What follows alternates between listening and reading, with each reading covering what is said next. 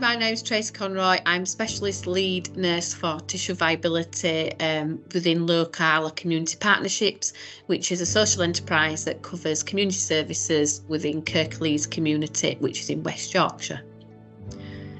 We have challenging populations in some part of Kirklees and some hard to reach patients out there as well that we struggle with sometimes collectively, but it's very variable in terms of our client population. Locala provides community services, community nursing, podiatry services, continence, tissue viability services across the Kirklees community patch. We have quite a large population. I think it's about 450,000 population in terms of it, and we provide care both in patients' own homes, care home settings, GP practices and clinic settings as well. So basically wherever the patient is, we actually cover that service in community.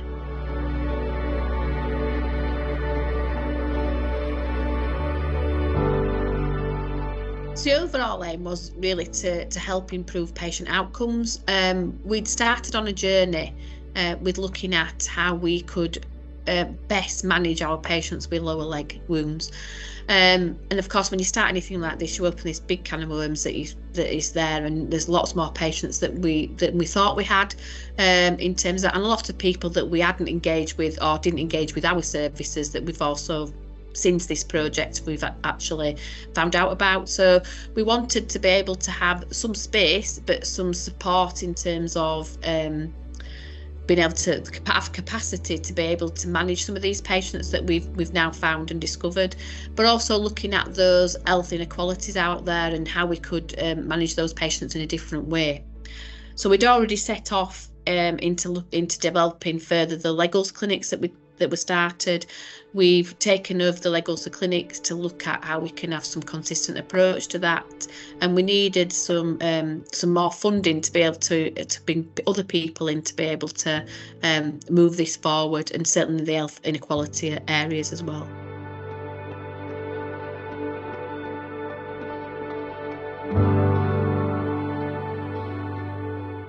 It's change, isn't it? It's like everything. It's the change is always a challenge for everything, but I think the biggest challenge that we had was actually gaining everybody's understanding of what it was and what we were trying to change to. We had changed a lot of our practice to meet a lot of the recommendations in there, but we didn't have the capacity within the small team that I had to be able to set off and complete the assessments in a timely manner, to be able to really fulfil all those patient needs at the beginning of the care, to be able to improve the outcome, to be healed at the end. So I think the biggest challenge was getting lower legs on the agenda, for one thing, and actually getting people to understand within the organisation and outside the organisation of how important it is to manage those patients with lower legs. And if we can manage those patients early on enough that we can then reduce, improve the healing rates and take off caseloads much earlier, which has an impact on teams as well.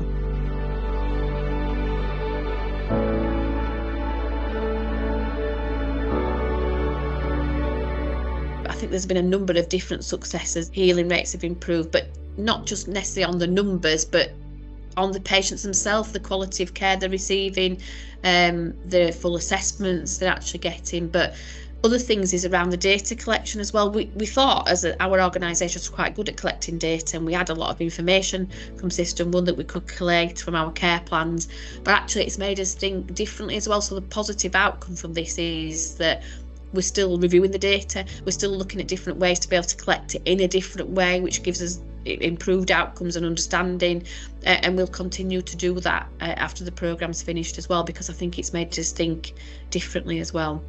We've also got we already had a really good training programme in place that we've utilised for a number of years, but we've introduced the red flag training throughout this programme as well, and one of the team members has been going around the teams actually presenting on the red flags training to try and get teams to understand that we can put compression on prior to doing the assessment. And the outcome from that is that we've patients have healed before we've got to the assessment, which is always a positive thing. So some of the patients have gone into lower compression pressures and actually healed prior to getting the full assessment completed.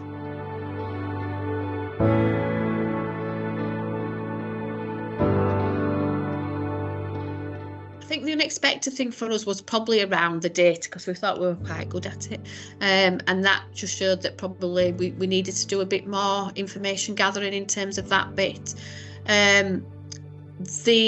The other side of that, I suppose it's a positive expectation because it's making us think differently as well, but because we'd already started this journey, we were already on a pathway in trying to improve the care that patients with lower legs were actually getting, but because we also got the funding and the space to be able to think about it differently, I don't think we had any major things that really cropped up that shocked us in terms of what we were doing. So I think everything certainly progressed quite simple, and it moved quite fast. I suppose thinking about the time element, maybe that it is still a big commitment, is this project, and maybe from my point of view, from project managing that part of it, it was quite intense in terms of time, but successful at the end.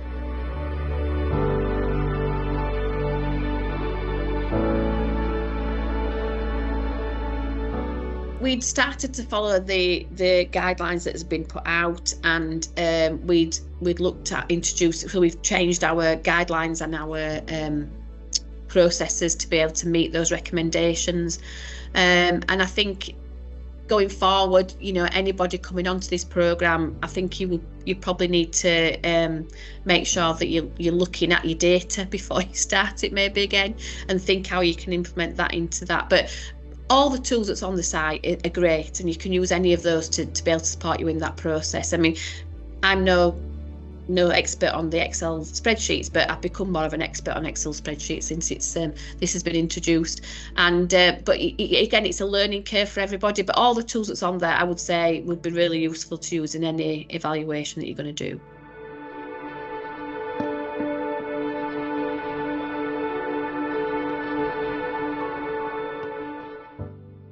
All of them, really. I think they'll all come into use. I think all the tools that we use, as much as sometimes I thought, what am I doing with this?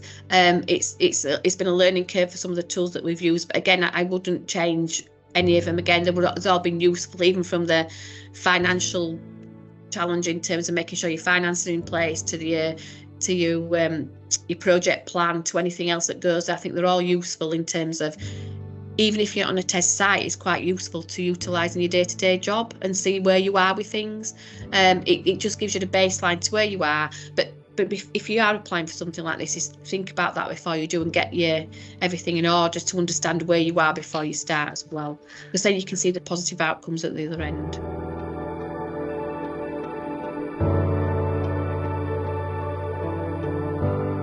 The challenge we've had is that we didn't get the funding for the full year, so we've struggled with timing element in terms of that. But we hope that we'll continue some of this moving forward into the next financial year.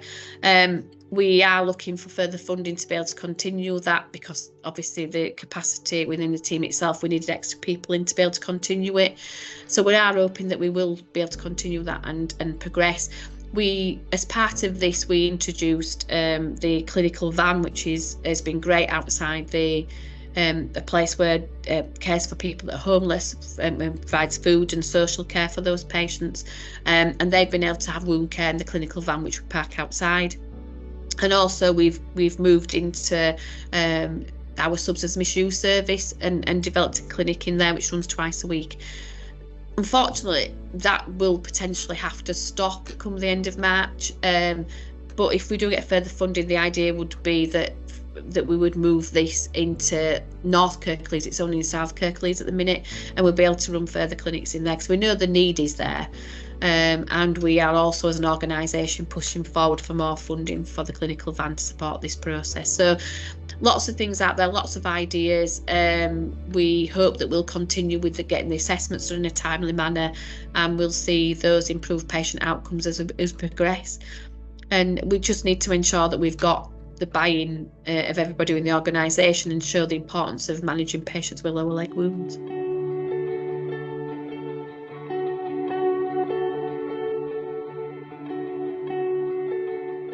Having a good team behind you, having those people that are passionate in terms of wanting to manage patients' lower leg wounds is really great. That's what we need. You need that passionate people behind you supporting that project and thinking the way you think in terms of wanting those improved outcomes. Certainly get the buy-in from your senior colleagues within the organisation. We have been quite supportive from the outset, and when we applied for the funding, it was a group effort over a very short space of time, but it was very much a group effort with senior leadership and really getting them to understand the importance of this, because lower leg wounds aren't always up there in terms of the importance of what we need to manage. So really getting the senior buy-in, having the space and the capacity to do it, because it is timely. It takes a lot of your time. There's lots of things to do involved in the project, which is rightly so. And thinking about that patient at the end of it, because I think the hard work pays off at the end. And once you start seeing the benefits of doing something like this project, you can see the improvement in patient care. So, just for a patient to say, oh, it's been fantastic since I've done this, it's been great, and I've had this wound for 8 months and nothing happened with it, and now I've come into this clinic and it's healed within 2 weeks, is great. So actually thinking about the positives at the end is the things that I think about as well. But just bear in mind that it is hard work throughout that process.